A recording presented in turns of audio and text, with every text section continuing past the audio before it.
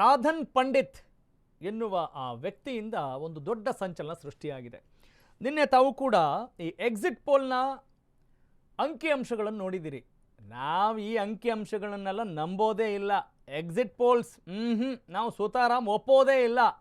ನೋಡಬೇಕಾದ್ರೆ ದಳಪತಿ ವಿಜಯೇ ಮುಖ್ಯಮಂತ್ರಿ ಆಗೋದು ಅನ್ನೋ ಮಾತುಗಳನ್ನು ಹೇಳ್ತಾ ಇದ್ದಾರೆ. ಬರೀ ಆ ಪಕ್ಷದ ವಕ್ತಾರನಾಗಿ ಹೇಳ್ತಾ ಇಲ್ಲ, ನಾನು ಒಬ್ಬ ಅಸ್ಟ್ರಾಲಜರ್ ಹಾಗಾಗಿ ಹೇಳ್ತಾ ಇದ್ದೀನಿ ಅನ್ನೋ ಮಾತುಗಳನ್ನು ಹೇಳ್ತಾ ಇದ್ದಾರೆ.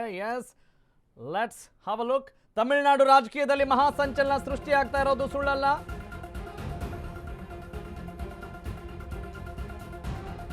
ಫಿಲ್ಮಿ ಸ್ಟೈಲ್ ಅಲ್ಲಿ ತಮಿಳುನಾಡು ಸಿಎಂ ಆಗ್ತಾರ ದಳಪತಿ ವಿಜಯ್. ಸಾಮಾನ್ಯವಾಗಿ ಆಂಧ್ರ ತಮಿಳುನಾಡು ಅಂತ ಹೇಳಿದಾಗ ಸಿನಿಮಾ ನಟರಿಗೆ ರಾಜಕಾರಣದಲ್ಲಿ ಒಂದಿಷ್ಟು ಯಶಸ್ಸು ಸಿಕ್ಕಿರೋದು ಜಾಸ್ತಿ ಅನ್ನೋದನ್ನ ನಾವು ಹೇಳ್ಬೋದು.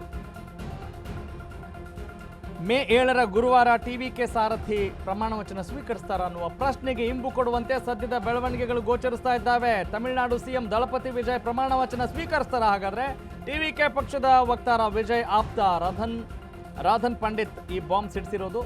ನಾವು ಟಿವಿಕೆ ಪಕ್ಷದವರು ಎಕ್ಸಿಟ್ ಪೋಲ್ಸ್ ಫಲಿತಾಂಶ ಎಲ್ಲ ನಂಬಲ್ಲ. ಈ ಸಲ ನೋಡಿ ಟಿವಿಕೆ ಪಕ್ಷ 170 ಸೀಟ್ ಗೆಲ್ಲೋದು ಪಕ್ಕ. ವಿಜಯ್ ಆಪ್ತ ರಾಧನ್ ಪಂಡಿತ್ ಒಂದು ಸ್ಫೋಟಕ ಭವಿಷ್ಯವನ್ನ ನುಡಿದಿದ್ದಾರೆ. ಯಾಕಂತ ಹೇಳಿದ್ರೆ ಅವರು ಒಬ್ಬ ಅಸ್ಟ್ರಾಲಜರ್ ಕೂಡ, ತಮಿಳುನಾಡಿನ ಖ್ಯಾತ ಜ್ಯೋತಿಷಿ ಕೂಡ. ನೋಡೋಣ, ಮೇ 4ರಂದು ಎಲ್ಲವೂ ಕೂಡ ನಿಖಿ ಆಗುತ್ತೆ, ಪಕ್ಕ ಆಗುತ್ತೆ. ತಮಿಳಿಗ ವೆಟ್ರಿ ಕಳಗಂ ಪಕ್ಷದ ವಿಜಯ್ ಅಂದ್ರೆ ಟಿವಿಕೆ ಪಕ್ಷದ ವಿಜಯ್ ಸಿಎಂ ಆಗೋದು ಪಕ್ಕ ಅಂತೆ. ಅಂದಹಾಗೆ ರಾಧನ್ ಪಂಡಿತ್ ಬರೀ ಟಿವಿಕೆ ಪಕ್ಷದ ವಕ್ತಾರರಲ್ಲ, ಈಗಾಗಲೇ ಹೇಳಿದ ಹಾಗೆ ಅವರೊಬ್ಬ ಖ್ಯಾತ ಜ್ಯೋತಿಷಿ ಕೂಡ, ರಾಜಕೀಯ ವಿಶ್ಲೇಷಕರು ಆಗಿ ಹಲವು ಬಾರಿ ಭವಿಷ್ಯ ಹೇಳಿದ್ರು ರಾಧನ್ ಪಂಡಿತ್. ಇದೇ ರಾಧನ್ ಈಗ ಹೇಳ್ತಾ ಇದ್ದಾರೆ ವಿಜಯ್ ಅವರೇ ಮುಂದಿನ ಸಿಎಂ ಅಂತೆ.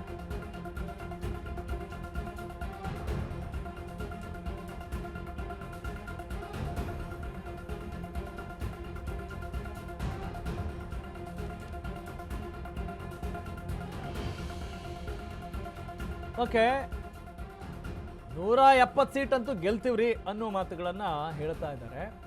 170 ಅಲ್ಲದೆ ಹೋದ್ರು 140 ಆದ್ರೂ ಬರ್ತೀವಿ, ನೋಡ್ತಾ ಇರಿ, ಏನು ಅನ್ಕೊಂಡಿದ್ದೀರಾ ಅನ್ನೋ ಮಾತುಗಳನ್ನ ಹೇಳ್ತಾ ಇದ್ದಾರೆ. ಪ್ರಮುಖವಾಗಿ ಟಿವಿಕೆ ಪಕ್ಷದ ಸಂಸ್ಥಾಪಕ ಮತ್ತು ನಟ, ಈಗ ರಾಜಕಾರಣಿ, ಸಾಕಷ್ಟು ಸಂಚಲನವನ್ನ ಸೃಷ್ಟಿ ಮಾಡಿದಂಥ ವ್ಯಕ್ತಿ ಅದು ವಿಜಯ್ ಥಳಪತಿ.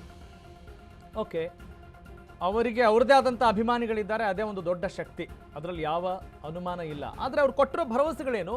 ಟಿವಿಕೆ ಪಕ್ಷವನ್ನು ಯಾಕೆ ನೀವು ಆಯ್ಕೆ ಮಾಡಬೇಕು ಅಂತ ತಮಿಳುನಾಡಿನ ಮತದಾರರಿಗೆ ಅವ್ರು ಹೇಳಿದರು. ಏನಂತ ಹೇಳಿದರು? ಪ್ರಮುಖವಾಗಿ ಅವ್ರು ಫೋಕಸ್ ಮಾಡಿರೋ ವಿಚಾರ ಈ ಅಫೀಮಿನ ವಿಚಾರ, ಡ್ರಗ್ಸ್ ವಿಚಾರ, ಮಾದಕ ದ್ರವ್ಯಕ್ಕೆ ಸಂಬಂಧಪಟ್ಟ ಹಾಗೆ ನಾವು ಮಾದಕ ದ್ರವ್ಯ ಮುಕ್ತ ತಮಿಳುನಾಡು ಮಾಡ್ತೀವಿ, ಮಾದಕ ದ್ರವ್ಯ ವಿರೋಧಿ ಘಟಕಗಳನ್ನು ನಾವು ಸ್ಥಾಪಿಸ್ತೀವಿ ಅನ್ನೋ ಮಾತುಗಳನ್ನು ಹೇಳ್ತಾ ಇದ್ರು. ನಿರುದ್ಯೋಗಿಗಳಿಗೆ ಭತ್ಯೆ ಕೊಡುವಂಥದ್ದಿರ್ಬೋದು. ಹೀಗೆ ಈ ಫ್ರೀ ಬೀಸ್ಗಳನ್ನು ಕೂಡ ಅವರು ಅಲ್ಲಿ ಜನರಿಗೆ ಮನಮುಟ್ಟುವ ಹಾಗೆ ಪ್ರಚಾರ ಮಾಡಿದ್ದಾರೆ. ಆದರೆ ಈ DMK ಹಾಗಾದರೆ ಸೋತ್ಬಿಡುತ್ತಾ? ಸ್ಟಾಲಿನ್ ಕೆಳಗಿಳಿದು ಬಿಡ್ತಾರಾ? ಅಷ್ಟು ಸುಲಭನಾ? ಇವ್ರು ಸಿನಿಮಾ ಸ್ಟೈಲಲ್ಲಿ ಹೀರೋ ಆಗಿ ಇಲ್ಲಿ ಏನೇ ಪ್ರಚಾರ ಮಾಡಿದರೂ ನಾವು ಅವ್ರನ್ನ ಆಯ್ಕೆ ಮಾಡಿಬಿಡ್ತೀವಾ ಅನ್ನುವ ಸಂಖ್ಯೆ ಎಷ್ಟರ ಮಟ್ಟಿಗಿದೆ ಅನ್ನೋದು ಈಗ ಬಹಳ ಕುತೂಹಲ ಕೆರಳಿಸಿದೆ. ಯಾಕಂತ ಹೇಳಿದ್ರೆ ಎಕ್ಸಿಟ್ ಪೋಲ್ನಲ್ಲಿ ಕೆಲವೊಂದು ಕಡೆ ಸಿಂಗಲ್ ಡಿಜಿಟ್ ಇದೆ, ಇನ್ನು ಕೆಲವು ಕಡೆ ಡಬಲ್ ಡಿಜಿಟ್ ಇದೆ. ಹಿಂಗಿರುವಾಗ ಇವ್ರು ಯಾರೇ ಹಿಂಗೆ ಹೇಳ್ತಾ ಇದ್ದಾರೆ ಅನ್ನುವ ಮಾತುಗಳು ಈಗ ಒಂದು ರೀತಿ ಗಿರ್ರ ಅಂತ ಇದೆ ಅಲ್ವಾ? ಏನು ಹಿಂಗ ನಿಜಾನ ಅವ್ರು ಆಗ್ಬಿಡ್ತಾರ? ಸದ್ಯಕ್ಕೆ ಈ ರೀತಿ ಒಂದು ಮಾಹಿತಿ ಬರ್ತಾ ಇದೆ. ಹಾಗಾಗಿ ನಾವು ನಿಮ್ಮ ಮುಂದೆ ಈ ಸುದ್ದಿನ ಪ್ರೆಸೆಂಟ್ ಮಾಡ್ತಾ ಇದ್ದೀವಿ. Yes, let's go for another update.